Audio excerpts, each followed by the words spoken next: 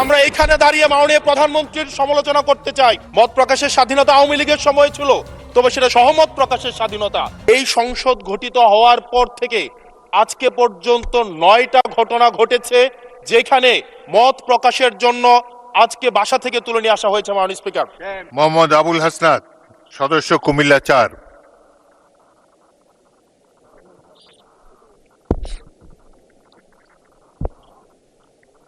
ধন্যবাদ মাননীয় স্পিকার। আপনার সময় হলো 7 মিনিট। ধন্যবাদ মাননীয় স্পিকার।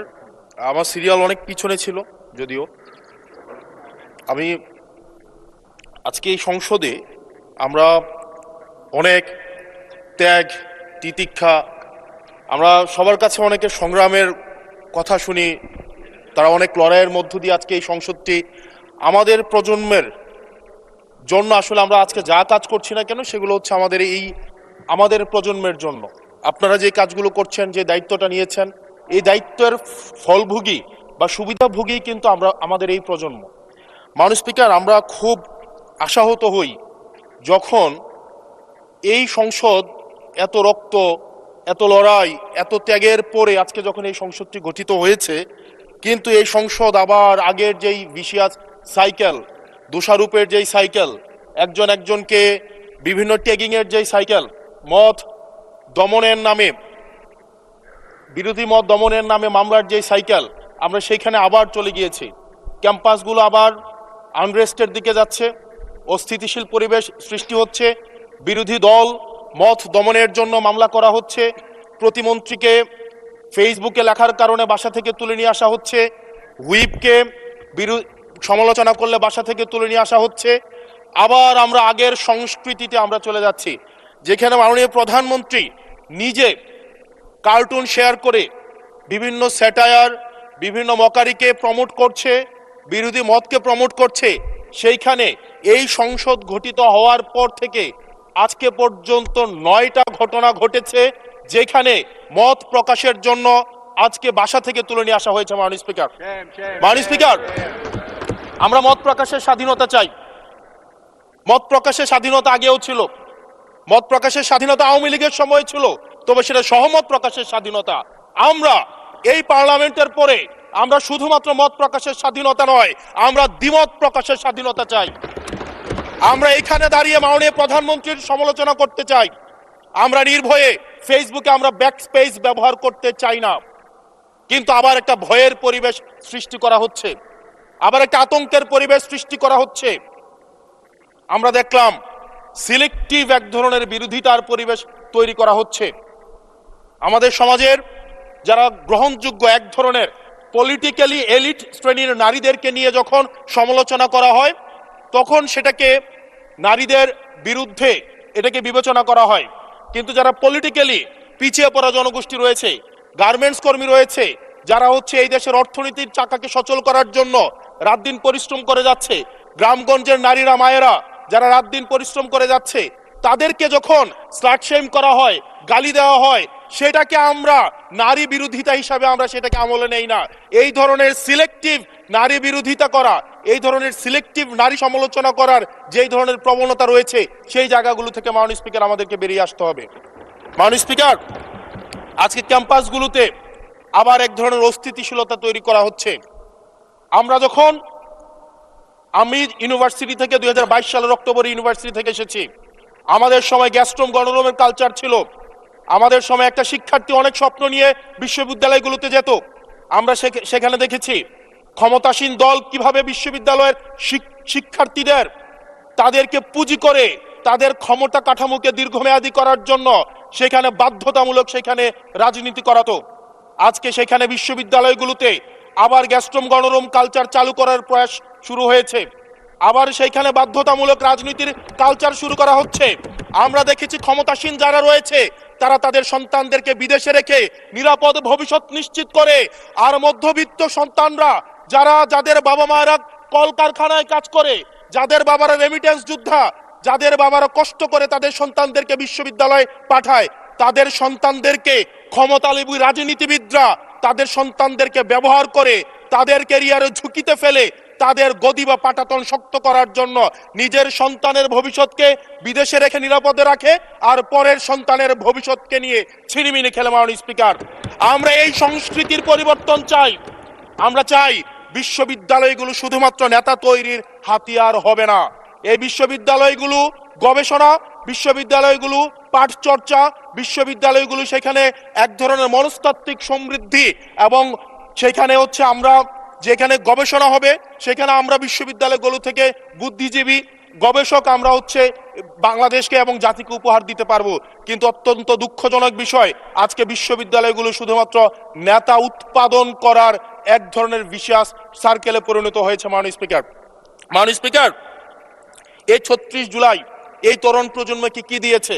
বক্তব্যের শুরুতে অনেকে স্মরণ করে আমরা ৩৬ জুলাইয়ে এই জুলাইতে যারা আহত হয়েছে, ১৭ বছর ধরে যারা নির্যাতিত নিপীড়িত হয়েছে তাদেরকে স্মরণ করতে আমরা লজ্জা পাই। মাননীয় স্পিকার, তাদেরকে মুখ দেখানোর আমাদের জায়গা নাই, আমরা তাদেরকে কিছুই দিতে পারি নাই।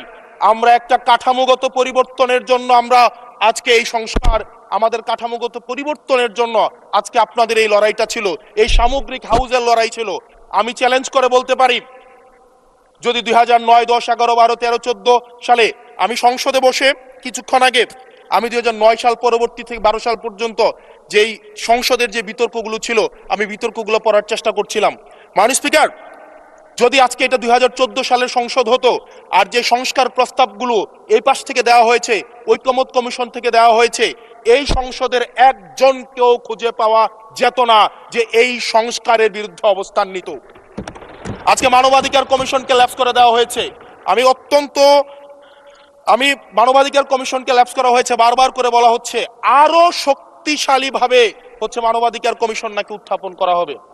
আজকে পুলিশ সংস্কার কমিশন, আজকে অর্ডিন্যান্স সেখানে বাতিল করে দেওয়া হয়েছে, বলা হচ্ছে আরো পুনর্বিবেচনা সাপেক্ষে সেখানে হচ্ছে এই সংসদ উত্থাপন করা হবে। মাননীয় স্পিকার, যদি সেটাকে সংসদ, সবকিছুই তো সংশোধনের মধ্য দিয়ে যাচ্ছে, যদি এটা নিয়তটা যদি সহি থাকতো, ওয়েল ইন্টেনশন যদি থাকতো, এই অর্ডিন্যান্সটাকে এখানে গ্রহণ করে পরবর্তীতে কিন্তু সংশোধন করা যেত। মাননীয় স্পিকার, মাননীয় সদস্য, আপনার সময় 2 মিনিট বাড়িয়ে দেওয়া হলো, 2 মিনিটে শেষ করুন। Thank you. মাননীয় স্পিকার, আজকে সরকারি দল বিরোধী দল, এই সরকারি দল এবং বিরোধী দল একটা আপেক্ষিক বিষয়। আপনারা এই পাশে ছিলেন, এখন সময়ের পরিক্রমায় ওই পাশে গিয়েছেন, আমরা এই পাশে আছি। যদি জনগণ চায়, আমরা যদি মানুষের ম্যান্ডেট নিয়ে এগিয়ে যেতে পারি, তাহলে সময়ের পরিবর্তনে এই সিট পরিবর্তন হবে। আমি আপনাদের সবাইকে আহ্বান জানাবো, প্রজন্মের ভাষাকে অনুধাবন করার চেষ্টা করুন। এটা আমি আমার নিজেকেও বলবো, প্রজন্মের ভাষাকে পড়ার চেষ্টা করুন। আমাদের প্রধানমন্ত্রী যিনি আছেন, মাননীয় প্রধানমন্ত্রী, উনার সন্তান যেই প্রজন্মের, আমরা একই প্রজন্মের, আমাদেরকে ধারণ করার চেষ্টা, আমি চাইবো আপনারা সবাই আমাদেরকে ধারণ করার চেষ্টা করবেন।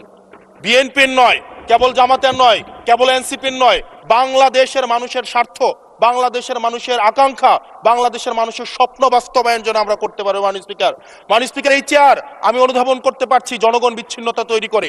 এই সংসদে বসে, এসি রুমে বসে, এসি গাড়িতে চলে, মিনিস্ট্রির এসিতে বসে, বাসার মধ্যে 24/7 আনইন্টারাপ্টেড ইলেকট্রিসিটির মধ্যে থেকে জনগণের সমস্যা বোঝা যায় না।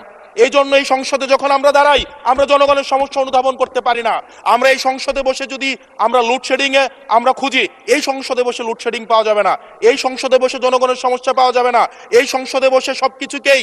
মাননীয় স্পিকার, আমরা যে এই বাংলাদেশের সবচেয়ে সুবিধাভোগী মানুষের মধ্যে এই সংসদে যারা বসে আছি, বাংলাদেশের সবচেয়ে ফেসিলিটেড মানুষের মধ্যে আমরা অন্যতম। মাননীয় স্পিকার, আমাদের জনগণের কাছে যেতে হবে, জনগণের আশাগুলোকে, সময়গুলোকে, স্বপ্নগুলোকে আমরা রাজনৈতিক ভাষার মধ্য দিয়ে, কর্মসূচির মধ্য দিয়ে সেগুলোকে বাস্তবায়নের জন্য আমাদের সবাইকে সমন্বিতভাবে, ঐক্যবদ্ধভাবে কাজ করার প্রয়াস আমাদেরকে থাকতে হবে। আবার যদি আমরা বিভাজনের রাজনীতিতে যাই, তাহলে সেখান থেকে বিএনপি বেনিফিটেড হবে না, এনসিপি বেনিফিটেড হবে না, জামাতে ইসলামী বেনিফিটেড হবে না, সেইখান থেকে বেনিফিটেড হবে আমরা জুলাইতে যাদেরকে আমরা পরাজিত করেছি, তারা বেনিফিটেড হবে। মাননীয় স্পিকার, ধন্যবাদ। ওকে, লাস্ট মিনিট। সেজন্য আজকে এই সংসদে আমাদের একটা ন্যাশনাল এগ্রিমেন্টের দিকে যেতে হবে। আমরা পলিসির জায়গায় আমাদের বিরোধিতা থাকবে, পলিসির জায়গায় আমরা এগ্রিমেন্টের মধ্যে থাকবো, কিন্তু আমাদের একটা রেড লাইন টানা উচিত। এই লাইনটা আমরা ক্রস করব না। আমরা যখন শুনতে পাই যে একটা রাজনৈতিক দলকে নির্মূল করার আহ্বান একটা সরকার দল থেকে আসে, সেই বাংলাদেশে আমরা মাননীয় স্পিকার ফিরতে চাই না। মাননীয় স্পিকার, আমরা এখানে আমরা কনস্ট্রাকটিভ ভাবে পলিসির জায়গা থেকে আমরা আর্গিউ করব, আমরা এগ্রি করব, আমরা ডিসএগ্রি করব, কিন্তু মাননীয় স্পিকার নির্মূলের রাজনীতি, বিনাশের রাজনীতি, দমনের রাজনীতি, পীড়নের রাজনীতি যদি আমরা বাংলাদেশে আবার পরিচয় করাই, ইন্ট্রোডিউস করাই, সেইখান থেকে এই সংসদের কেউ বেনিফিটেড হবে না। বেনিফিটেড হবে আমাদের সবচেয়ে বেশি যারা আমাদের এই বাংলাদেশটাকে ঝুঁকির দিকে ঠেলে দিয়েছে, সেই অপশক্তি হচ্ছে মাননীয় স্পিকার বেনিফিটেড হবে। সেজন্য আমরা ঐক্যবদ্ধভাবে ধন্যবাদ। বাংলাদেশটাকে বিনির্মাণ করি। ধন্যবাদ মাননীয়